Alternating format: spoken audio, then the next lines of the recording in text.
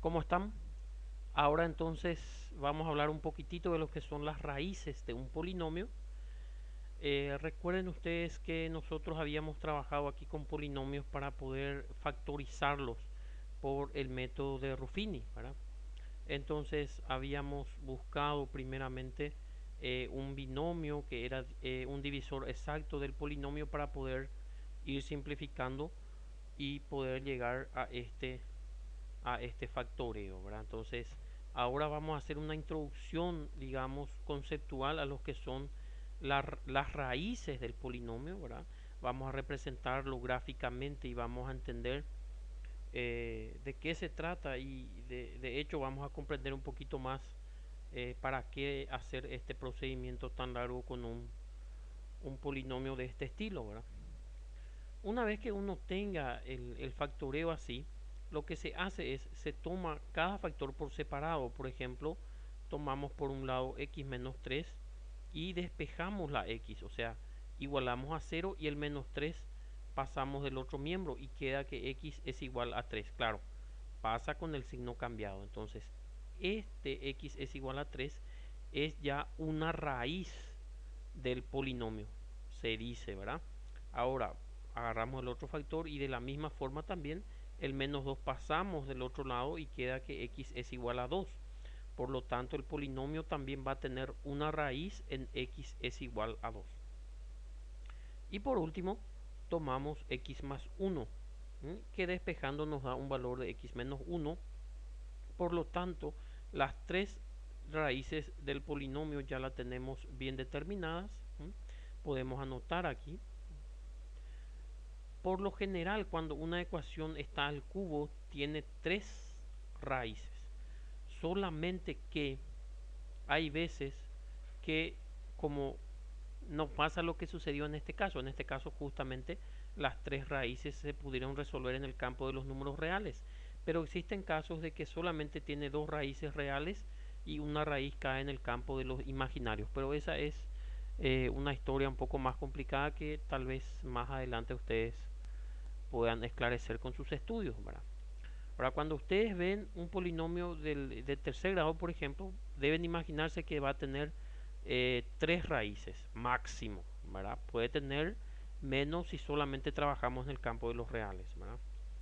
Ahora lo que me gustaría hacer es graficar esta ecuación para que ustedes puedan tener una idea de lo que está sucediendo con ella, ¿verdad? Vamos acá, vamos a borrar un ratito este y vamos a introducir nuestra ecuación, ¿verdad?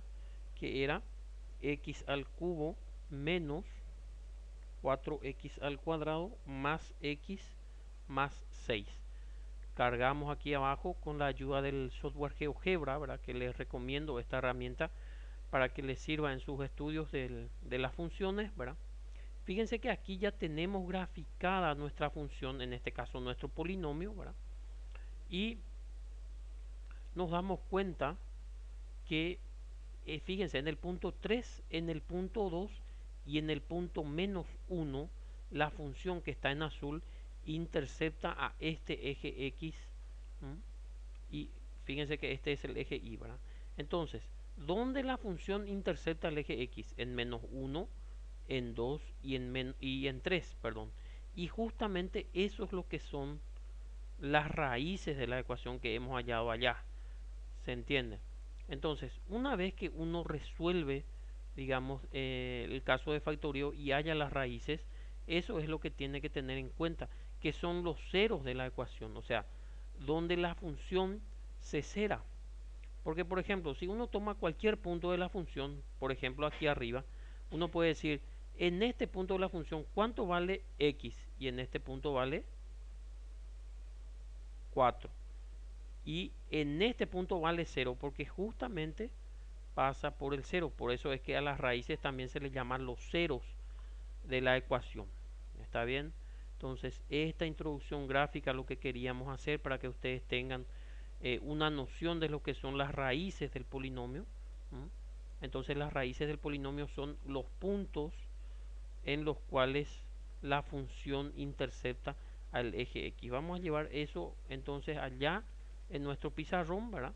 vamos a poner aquí representación gráfica y vamos a traer esa gráfica que hemos hecho, y pueden ver ustedes que esta raíz es igual a 3. Significa que nuestra función que está en azul en x es igual a 3 intercepta al eje x. Recuerden que este es el eje x y este es el eje y. Entonces, cuando nos dice x es igual a 2, significa que la función hizo esto y nuevamente subió y cortó al eje x en el punto x es igual a 2. Fíjense.